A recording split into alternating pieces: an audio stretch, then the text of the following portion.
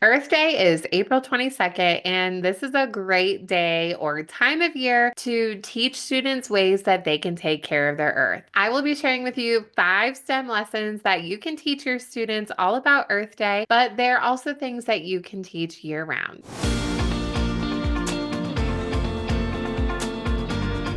The first one is an Earth Day Engineer Inspiration Board, and this is a great STEM station for your youngest learners, particularly in pre-K through second grade. I posted over on my Instagram at Naomi Meredith underscore a snapshot on how to set up this station, and I'll also embed it in the show notes for this episode. But all you have to do is print out this board, and it has 9 different images that relate to ways that you can take care of the earth. It does say Earth Day on it, but it has those 9 different ways visually displayed and labeled for students. And you get to decide what materials you want at the station for students to build with. They can be reusable materials like Lego bricks, blocks, wooden planks, but it also could be recycled materials as well, like cardboard, egg cartons, those types of things. All you have to do is put those things at a station, the board and the building materials, and students can choose which item they would like to build. If you want to go deeper into this project, there's also a planning sheet where students can thoughtfully plan and label their design, but definitely up to you. I love throwing in these engineer inspiration boards when I do STEM stations or if I need a quick sub plan, whether I'm the sub or someone subbing for me, because it's super low prep and you just use what you have on hand. So it's a great talking point and you can get students building right away. The next STEM lesson is to have students build their own recycling plant and they can sort the different materials that come through into the correct categories. Now, I was very curious about how this lesson would go, and I started it off by showing students how things get from your home all the way to a recycling plant. And I found a really good video for this. The kids really like this video, and most likely they haven't seen this in action. Maybe they've seen recycling get picked up at their home,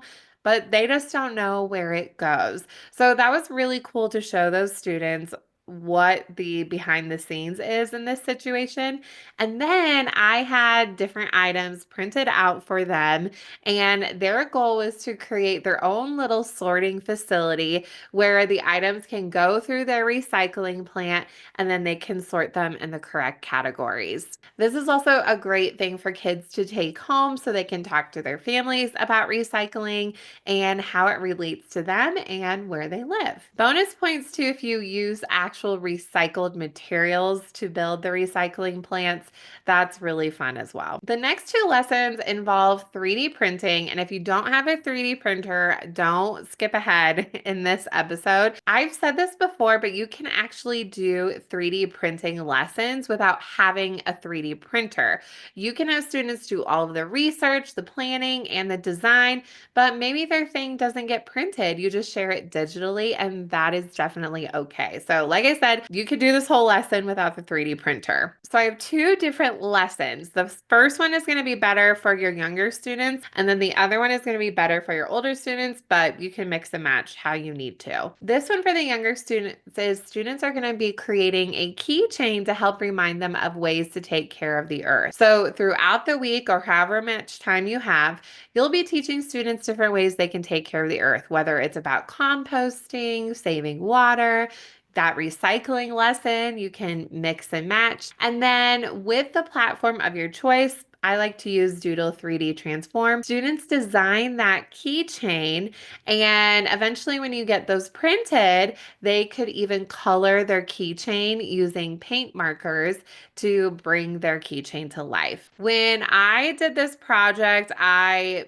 didn't really think about having a hole already in their design. So I actually hole punched a hole in their 3D print, just the way that they printed. They were thin enough where I could use a jewelry maker hole punch, and I was hammering these keychains and putting the keychain in.